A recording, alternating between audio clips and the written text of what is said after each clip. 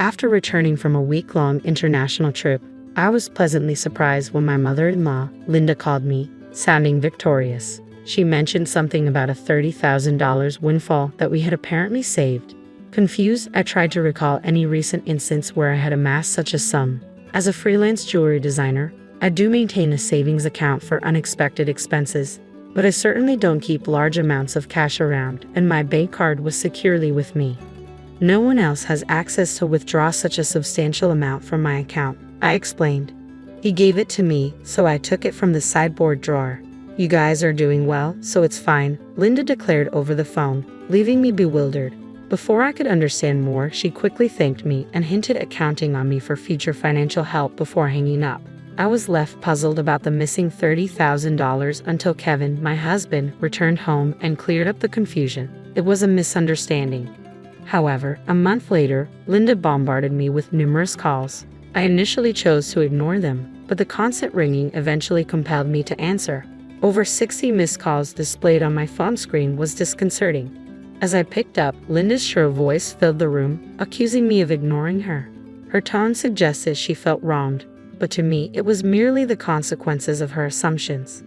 My life as Mary, a 35-year-old busy freelance jewelry designer wanting children but overwhelmed by work, is shared with my equally busy husband Kevin. He originally had a corporate job but now assists me in managing my growing design business. Early in our marriage, my designing gigs were sparse, and we largely depended on Kevin's steady income. Now, as my business flourishes, our roles and responsibilities have evolved, but so have our challenges, like dealing with unexpected family misunderstandings about money. As I neared the age of 33, my career as a jewelry designer began to flourish, necessitating better organization of my increasingly hectic schedule. Sensing the growing demands of my business, Kevin, who was well-placed in his company and on track for promotion, made a bold decision. He resigned from his job to partner with me, applying his skills in management to our joint venture. Together, we secured contracts with prestigious international brands, enhancing both our professional and personal lives. However, managing success came with its unique set of challenges, particularly involving Kevin's mother, Linda.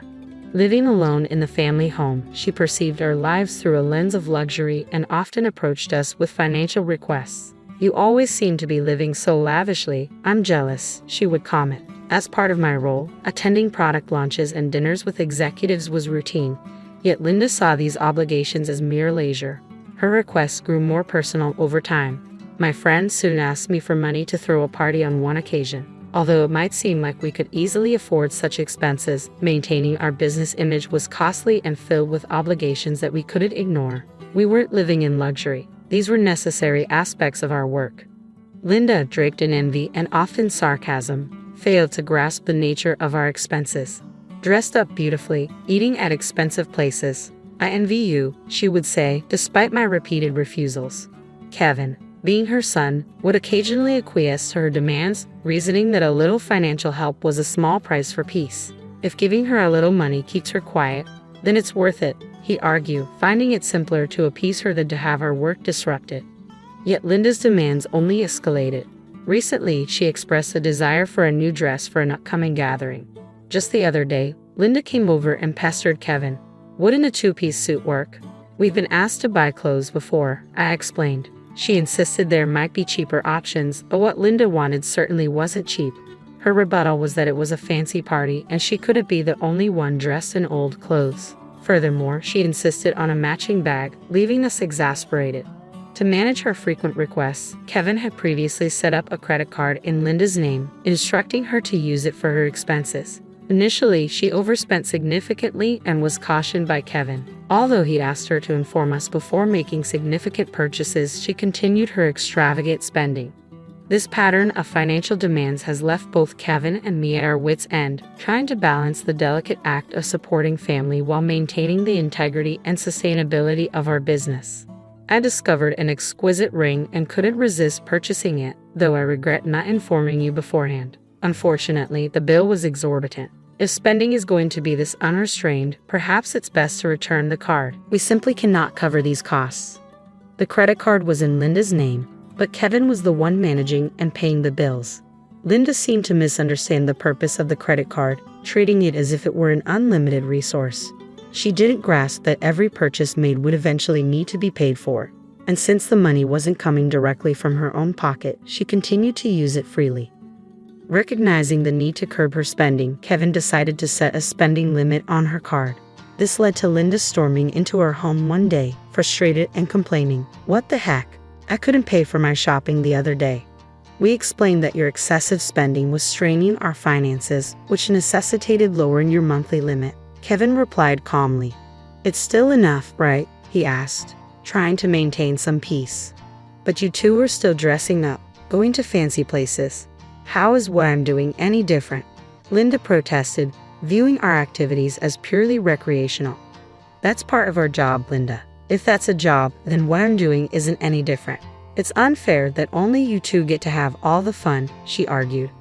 While it's true that our work involves attending product launches and parties in luxurious venues, these are professional obligations, not leisure activities.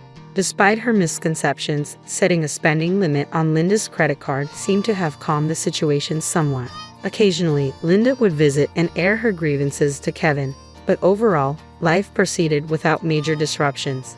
As the end of the year approached, an exciting opportunity presented itself. A foreign brand manufacturer approached me with a proposal to expand our business dealings by relocating our base overseas. The prospect thrilled me, as it could potentially elevate me to the ranks of top-tier designers. Kevin, ever supportive as my manager, was all for taking the leap. "It's a chance we have to take," he affirmed. However, the prospect of moving abroad brought a new concern: Linda. Given her past behavior, it was a legitimate worry that she might insist on joining us overseas. The idea of living internationally was appealing, yet the thought of dealing with Linda's demands in a new country was daunting. When we shared our plans to move overseas for work with Linda that weekend, she responded exactly as we predicted. "I want to come too," she declared, assuming our move would be an endless vacation. Kevin tried to clarify, "We're going there for work. It won't be as leisurely as you think." But Linda was skeptical. "You're trying to trick me. You plan to live even more lavishly there without me watching," she accused. "We're not moving there permanently. We'll come back after our work is done," I explained, trying to ease her concerns. "Yes," she retorted, "you're saying that, but you're planning to leave me behind, aren't you?" Exhausted by this repetitive argument, both Kevin and I were weary. In an attempt to compromise, Kevin suggested, "Okay, we can't take you with us, but how about we pay for a week-long trip for you instead?" Linda perked up at this. "Really? Are you sure? We'll cover your flight and hotel, but you'll need to manage the rest," Kevin affirmed, pleased at least for the moment. However, the peace was short-lived. A few days later, while Kevin was preoccupied with the overseas move arrangements, Linda dropped by unexpectedly. "Hey Mary," Kevin said, "but I want to shop over there too. Can you give me some money?" she asked. "What about the card that Kevin gave you?" I inquired, knowing she had a designated credit card for such expenses. Linda's face fell. "That's the thing. Kevin finally took it away from me the other day," she admitted. It appears she had been reprimanded for overspending, and anticipating the challenges of managing finances with different currency rates overseas, Kevin had confiscated the card. "I don't have that kind of money on hand either," she added. "I can't give you money without Kevin's approval. Can you ask him?" I suggested, knowing full well Kevin's stance. "It's no use asking him, that's why I'm asking you," she pressed, raising her voice in frustration. Despite my suggestion, Linda ended up going on a 10-day trip abroad, which I assumed Kevin managed to fund somehow. Upon her return, she called me, burning with excitement.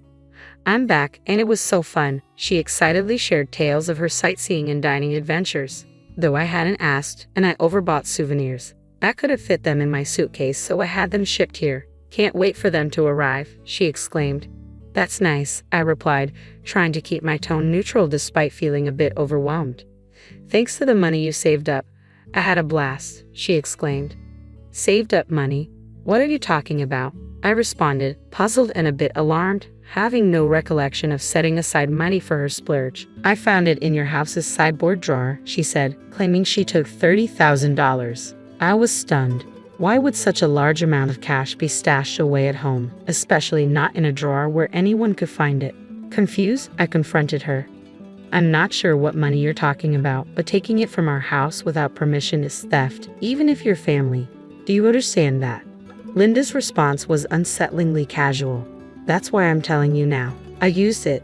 Consider it a post-factum report, she declared unapologetically. I have no idea about this money, but if you took it and used it without telling anyone, that's a crime. And if it was something Kevin had set aside for an important transaction, it's even more serious, I explained, trying to make sense of the situation. Despite this, there hadn't been any noticeable disruptions in our business finances during her trip. You two live so extravagantly, so why can't I have a little of that? Think of it as doing a favor for your parent. It's not a big deal, right? She rationalized, showing a sense of entitlement that was hard to comprehend. It's one thing to ask for help from your son and his wife, but this is not how you should behave after taking someone else's money. I replied, still in disbelief. I'm glad you enjoyed your trip, but I'll have to discuss this with Kevin when he returns. Kevin will understand. After all, I'm his only mother and $30,000 isn't much to him, she assumed. All right, I'll pass the message along, I said, astounded by her lack of awareness. Later that evening, when Kevin came home, he looked troubled. Mary, do you know about the money I left in the drawer? He asked urgently. 15 days ago, I withdrew it from my bank account, and now it's gone. Keeping such a large sum in a drawer, didn't you think it was careless? He questioned. I needed cash immediately for an urgent payment. Do you know anything about it? It suddenly clicked. Linda's earlier call, thanking me for the $30,000 and mentioning how much fun she had, made sense now. It was Kevin's money, meant for a crucial purpose. Kevin, today Linda called, thanking us for the $30,000 and saying she had a blast with it. I didn't understand what she meant until now, I explained, piecing everything together. So, it was Kevin's money, but what was such a large amount meant for? I asked. Hey, if it wasn't for a business payment, we've been doing bank transfers for a long time, right? Why cash all of a sudden? I questioned, trying to understand the whole scenario while dealing with the ramifications of Linda's actions. I was aware it was Kevin's money that had disappeared, but the full context was still unclear to me. Linda, it turned out, had taken the money without informing us, and I needed to understand why. I asked Kevin, puzzled by the situation. Kevin began to unravel the backstory. After he had reduced the credit limit on Linda's card, she started secretly borrowing money from various sources, including consumer finance cards and credit cards she had opened without our knowledge. When Kevin discovered her growing debt, he took away all her cards and withdrew cash to settle her debts directly, aiming to bypass the banking system to keep our business accounts clean and maintain trust with our partners. This was also partly a farewell gesture, as we're moving abroad and won't be around to manage such issues for her, Kevin explained. I plan to handle her debts discreetly to prevent our financial records from getting complicated. A month had passed since then, and as I was busy packing for our move, Linda's frequent calls became hard to ignore. When I finally took her call, her voice was tinged with desperation. Why aren't you answering my calls? I've called so many times, she said, almost in tears. I'm sorry, Linda. I've been caught up with the move. What's going on? I asked, trying to remain calm and give her a chance to explain her side. It's not just one thing, it's everything. They're asking for payments almost every day. It's too much, Linda confessed, her voice cracking under the strain. Have you tried contacting Kevin about this? I inquired, hoping she had sought his help first. He seems to be blocking my calls. I can't get through to him at all, Mary. You're my only hope now. Please help me, she pleaded. I realized then just how complex the situation had become. Linda's financial recklessness had led her into a labyrinth of debt, and now, isolated from Kevin's assistance, she was turning to me as her last resort. As we prepared to start anew in a foreign country, the challenges of dealing with Linda's financial chaos loomed large, demanding immediate attention before we could fully focus on our new beginnings. I was taken aback by Kevin's drastic approach toward his own mother. If he had used the prepared funds to directly settle Linda's debts, this distressing situation might have been avoided. Instead, Linda was now overwhelmed with collections letters and relentless calls from finance companies and consumer lenders. It was a scene reminiscent of something from a dramatic film, one I had never expected to witness in real life. I'll talk to Kevin, but I can't guarantee what he'll do. A son should help his mother in trouble, right? Please ask him for me, Linda pleaded at the end of our conversation. However, with our impending business expansion and stretched financial resources, we couldn't afford to further assist Linda, especially given that she had misused the money meant to settle her debts. When I relayed the details of the call to Kevin upon his return home, he responded with a mixture of fatigue and resignation. I had planned to sort things out before we left, but she squandered that chance herself, he said coldly. Indeed, the money was originally earmarked to clear Linda's debts, but she had instead blown it on a lavish trip, leaving no room for excuses. As Linda's calls persisted, I followed Kevin's lead and set her number to block. Although part of me wished to help her, she was, after all, Kevin's mother. There was nothing I could do if he had chosen to detach from the situation. Meanwhile, the day of our move overseas was quickly approaching, and I still had a lot to pack. Amid the chaos of packing, I discovered another troubling piece of news. Linda had resorted to selling her house to manage her debts. It turned out she had concealed even more liabilities than we knew. The total amount was so substantial that even after selling her property, she couldn't cover it all. The thought of losing the family home where Kevin had grown up is profoundly upsetting. "Hey, our family home is gone. Are you okay with that?" I asked, sensing his sadness. "How can I be okay, but there's nothing we can do," Kevin replied, his voice tinged with sorrow. Losing the house where he grew up must have felt like a great loss, akin to how I felt when I lost my parents' house early in life. In the midst of these complex feelings and the heavy task of packing, we had to come to terms with the fact that some situations were beyond our control and focus on our future. As we prepared to start anew in a different country, the bittersweet reality of losing a family home struck me deeply. Watching Kevin navigate this loss was unlike anything I had experienced before. He had not only lost the tangible structure where his earliest memories were formed, but also his emotional sanctuary. All this while his mother, Linda, was still alive. It's an indescribable feeling, the mixture of loss and displacement, especially under such painful circumstances. I reflected. The impact was profound and complex, far more than mere bricks and mortar. It was about losing a part of one's history and the comfort of a place that no longer exists. Meanwhile, Linda, now residing in a modest apartment, faced the daily grind of managing her debts. Working part-time at her age posed significant challenges. Job opportunities for the elderly were limited, often physically demanding, and less rewarding. This stark new reality was a drastic shift from her previous life of unchecked spending and financial freedom. Though sympathy naturally arose seeing her struggle, it was tempered by the knowledge that her situation stemmed from her own financial imprudence. Life teaches us that actions have consequences, and Linda's case reaffirmed the harsh truth that financial responsibility is crucial at any age. Back in our new environment, our business was thriving beyond our initial expectations. The move overseas had catapulted our brand into the international spotlight, bringing in a flurry of inquiries and offers from various corners of the globe. Every new email and call held potential for expansion and collaboration, which was incredibly exciting yet immensely demanding. However, amidst the professional achievements, our personal lives bore the weight of relentless schedules. The dream of expanding our family seemed like a distant vision, something we hoped to circle back to when the waves of immediate demands subsided. Kevin, juggling multiple roles from logistics to client management, felt this strain acutely. As partners in both life and business, we found ourselves pondering the future and our priorities, wondering how we could align our professional goals with our personal desires. Looking out of our apartment window, taking in the view of the far cityscape with its neon lights blurring into the night, I reflected on the contrast between this vibrant, relentless city that was now our home and the quiet, steady life we had left behind. The complexity of our new life was exhilarating but also daunting, filled with endless tasks and decisions that challenged us at every turn. Navigating this new chapter, I often found myself reflecting on Linda's situation and the broader implications of our familial and financial decisions. It was a continuous learning curve, understanding how deeply intertwined our choices were with the fabric of our lives. Each decision, each sacrifice, and each success shaped not just our immediate circumstances but also the legacy we were building. As we embarked on this new phase of our life, we remained mindful of the delicate balance between achieving professional success and maintaining the relationships that defined who we were beyond our business achievements. My mother-in-law scrutinized the allergy test results with a piercing gaze. As soon as she confirmed our child's blood type, she erupted, "This is outrageous. This child can't be our son's. We all share the same blood type." She crumpled the test results in a fit of rage and hurled them to the floor.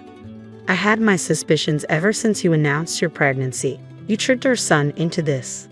Calmly, I picked up the crumpled paper from the floor and examined it. Then I looked up and said, "Yes, mother-in-law, he's not your son's child. My name is Kay Forrester, 34 years old. I live with my husband, Jake, in a rented apartment in New York. Our relationship began as a workplace romance, and despite his busy schedule, Jake is a kind husband who actively helps with household chores. Even today, when I came home, Jake had washed the frying pan and dishes from breakfast. Welcome back. Try not to push yourself too hard with the overtime. You won't be able to handle it, okay?" he said. "I'm home," I replied. "Yeah, I know. But I can't just ignore it. I can't help it." While changing into my loungewear in the bedroom, I caught a whiff of a delicious aroma wafting from the kitchen. Tonight's dinner was my favorite, Jake's special fried chicken. I grabbed a can of beer from the fridge and noticed a big circle around the 10th on the calendar. Oh, I completely forgot. Next Friday is our 7th wedding anniversary. Let's go out for dinner. I feel like having French for a change. I thought you might say that. I've already made a reservation at a French restaurant in Manhattan, Jake replied. Really? Thank you. I'm so excited. As I savored a mouthful of fried chicken, I found myself reflecting deeply on the 7 years that had passed since our wedding. We still don't have children. I had always thought that pregnancy would naturally follow marriage, but even after 1 year, 2 years, it didn't happen. My sister, who married 4 years after me, now has 2 kids, and my friends seem to be getting pregnant one after another. In the early years, I wasn't desperate and could genuinely celebrate the pregnancy announcements of those close to me. But now, even hearing about celebrities' pregnancies stings. I despise this part of myself that can't wholeheartedly rejoice in others' happiness. Why will we have a baby? My mobile search history was filled with keywords about pregnancy.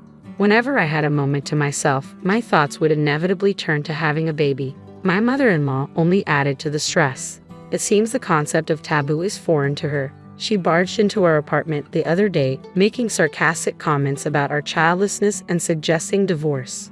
"So, when are you planning to get pregnant?" "I'm tired of waiting," she demanded. "Well, this isn't something we can control.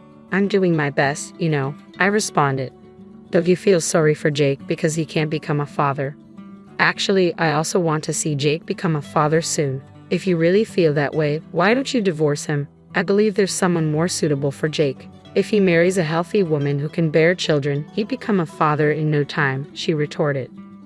Her words stung, and though I tried to stay calm, the frustration and sadness were overwhelming.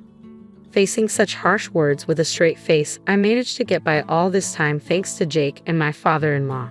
They've always stood up for me, often appearing more exasperated with my mother-in-law's obsession with wanting grandchildren than I was. To maintain my peace, I kept a safe distance from her, avoiding unnecessary contact and only acknowledging her on Mother's Day and her birthday. One night, as usual, Jake and I were watching TV after dinner.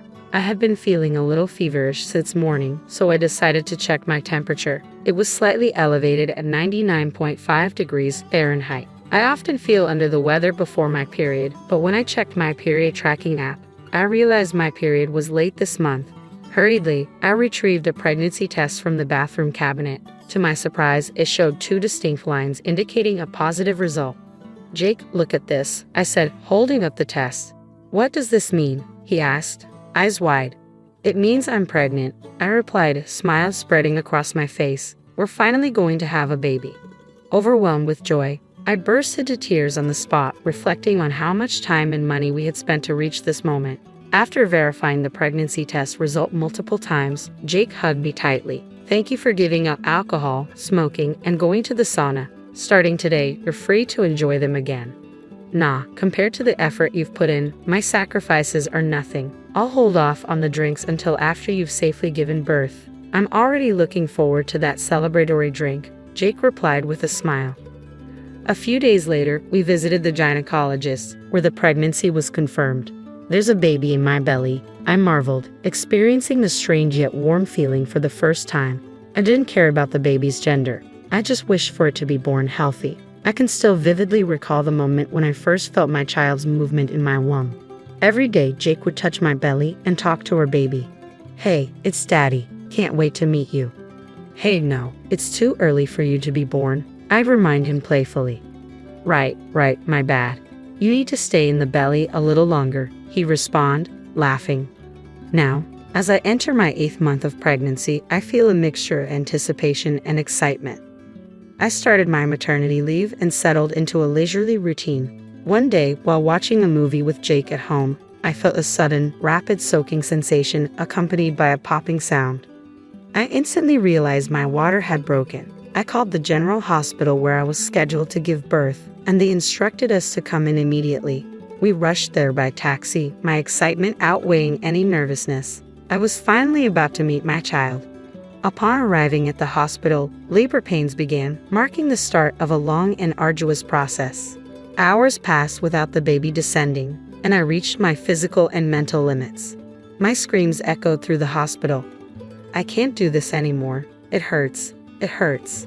15 minutes later, our baby finally arrived. You did well, Jake said, tears streaming down his face as he patted my head. He's adorable, our baby. The newborn baby was so tiny and fragile that I felt I might break it if I touched it. It was the most precious sight I had ever seen. Just a moment ago, this little one was inside my belly. As I held my baby's tiny, soft finger, a tear rolled down my cheek. I was certain I could do anything for this child. Despite being born prematurely due to my water breaking early and having a low birth weight, our child grew healthily. Time flew by, and before we knew it, it was time to prepare for preschool. Hey, how about going to the shopping center next Saturday? We need to start buying stuff for preschool, I suggested. What do we need to get? Jake asked. You know, a backpack, water bottle, lunchbox, that sort of stuff, I replied. Don't they serve lunch at the preschool? He inquired. I think it depends on the place, right?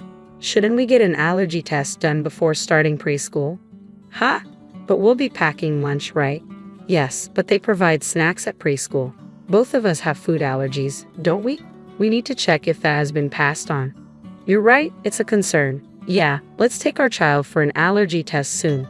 The following week, we took our child to the hospital for an allergy test. There was a section of the questionnaire asking if we wanted to check the blood type as well.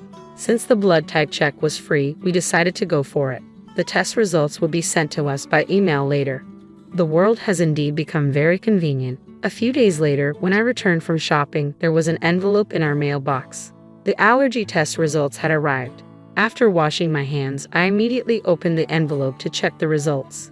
As expected, our child has a few food allergies. I felt a bit guilty about this, but it's okay. Jake and I have learned a lot about managing food allergies. There are many alternative and allergy-friendly foods available, and some children's allergic reactions lessen as they grow. I put the test results on the refrigerator door with a magnet so Jake could check them later. All right, I think I'll start preparing dinner, I said to myself. As I put away the groceries, the doorbell rang. Checking the footage of the front porch, I found my in-laws standing there unexpectedly. Frustrated by their unannounced visit, I opened the front door. Hello, father-in-law, mother-in-law. It's been a while. Okay, we're sorry for dropping by unannounced. I told Lisa that we should have informed you in advance, my father-in-law said. We don't need to inform anyone when visiting our own son's house. Now, please let us see our grandchild, my mother-in-law declared, barging in and spreading out the children's clothes and toys she was holding all over the living room. All high-end stuff, she noted. My mother-in-law is a brand fanatic, the complete opposite of me, as I have no interest in luxury brands. I started boiling water to make tea for my in-laws. Wait a minute, Kay, what are you doing? My mother-in-law asked. Oh, I'm just about to serve tea. Please wait a moment, I replied. I don't want to drink such cheap tea. Don't you have any other beverages? My mother-in-law said, striding confidently over to the fridge. But then she froze in front of it, her gaze fixed on the paper stuck to its surface. What's this? Oh, we thought of having an allergy test done before our child starts preschool, I explained. That's not what I meant. I'm talking about this blood type, she insisted. Ha! I followed her gaze to the blood type next to her child's name. It read type A. My mother-in-law's face turned beet red as she started yelling at me. Okay, you are the worst. Calm down, please, mother-in-law, I urged, trying to diffuse the tension. How can I stay calm? This is not our son's child. All of us are type O. With a burst of anger, my mother-in-law crumpled up the test results paper and threw it on the floor. I knew something was off when you announced your pregnancy. Okay, you cheated. I want you to divorce Jake. of course, will be seeking compensation. I calmly picked up the crumpled test result paper from the floor, and then I was certain of something. Actually, mother-in-law, it's the other way around. Jake is not your son. Jake has type O blood.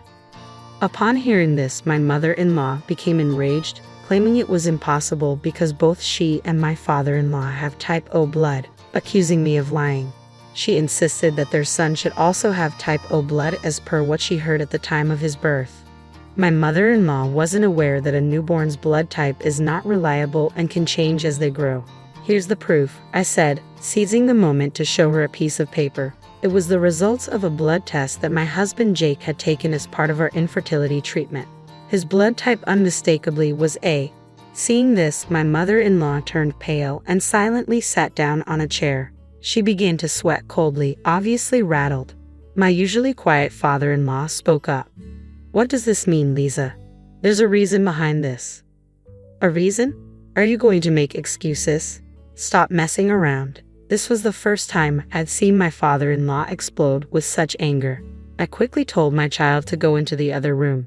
Even if they couldn't understand yet, I didn't want them hearing this messy conversation. After a few minutes of tense silence, my mother-in-law, seemingly resigned, started to tell the truth through her tears. It was a revelation that dated back 30 years. Early in their marriage, my father-in-law often embarked on long business trips abroad, a necessity of his job in a trading company. Despite the circumstances, he had no choice but to accept these assignments. Meanwhile, my mother-in-law, feeling isolated after moving away from her hometown and lacking nearby friends, found solace in an affair born of loneliness.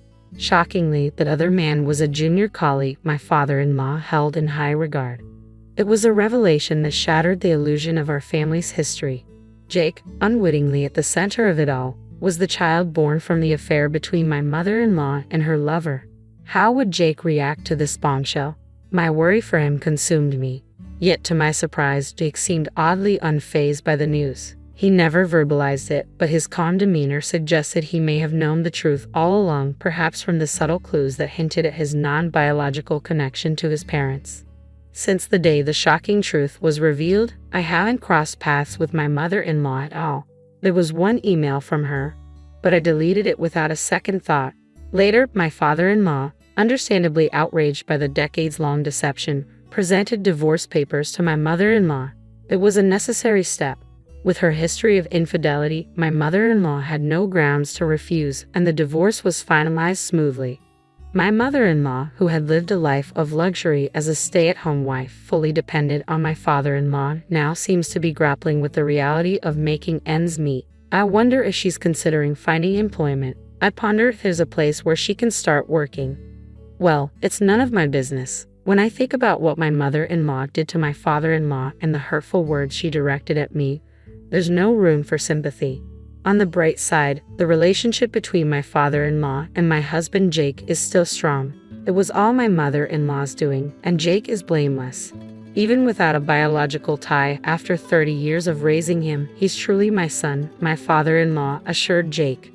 Despite the divorce from my mother-in-law, my father-in-law continues to show kindness not only to Jake but also to me and our child. He takes us out to eat once a month and even brings back souvenirs from his trips for us. Previously, I used to wake up in the morning dreading what unpleasantness the day would bring. But now, I wake up with anticipation, wondering what wonderful things will happen. My world is beginning to brighten. Another new day unfolds. Today, as I wake up, my husband and child prepare breakfast, pack lunches, and change clothes. There's so much to do. Surrounded by my beloved family, I am genuinely happy.